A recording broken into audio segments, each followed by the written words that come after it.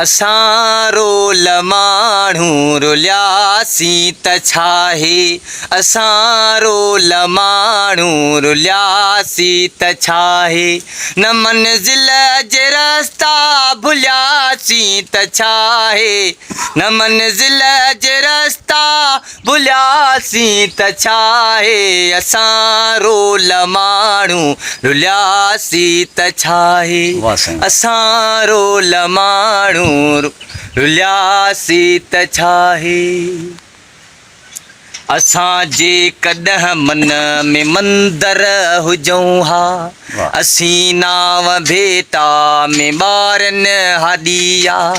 असांजा त मस्जिद जा महराब थियूं हा, पवन हा असां ते के सजदनि जा लिया, न हो इश्क में हज जो इम्काम कोई, बधी ख़ाली राम निकिरी पयासीं, असां लाइ गंगा जे अशनान ते झल किनारे किनारे ते हलंदा रहियासीं, मोहबत जो महराज नाहे असां लाइ, ईअं ख़ाली भॾे उॾियासीं त छाहे, असां रोल माण्हू रुलियासीं त छाहे, असां रोल माण्हू रुलियासीं त छाहे, न मंज़िल जे रस्ता भुलियासीं त छाहे, असां रोल माण्हू रुलियासीं त छाहे। जियो साईं जियो। अञा हिकिड़ी मिसरा बाबा। न मिलियूं वारनि खे फणियूं वांगुरनि जूं, न ज़ुल्फ़नि मां आई हवा का उठे जी, बाबा न मिलियूं वारनि खे फणियूं वांगुरनि जूं, न ज़ुल्फ़नि मां आई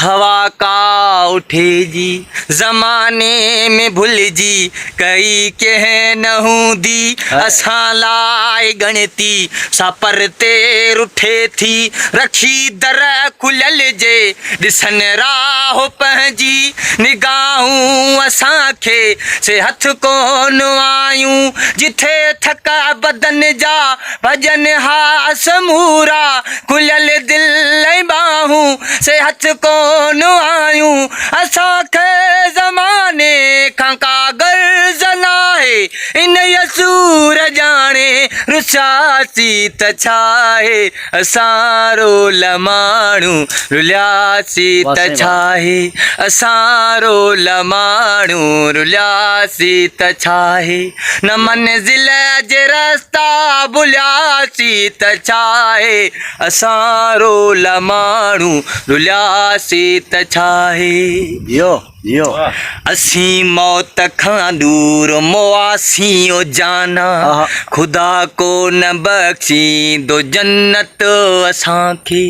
मेहंदीअ जी हथड़नि ते हसरत असांखे, मिली का न का अहिड़ी दावत असांखे, हसीननि जे हूंदे अकेलो गुज़ारण वॾी साबिती आ अभागे हुजण जी, असांजी त तक़दीर कंहिं वक़्तु सखणी कई नाहे दावा कंहिं भागे हुजण जी, असां लाइ सुनसान सभु घर घिटीअ में वञी कंहिं बि दर वटि रुकियासीं त छाहे, असां रोल माण्हू रुलियासीं त छाहे, असां रोल माण्हू रुलियासीं त छाहे, न मंज़िल जे रस्ता भुलियासीं त छाहे,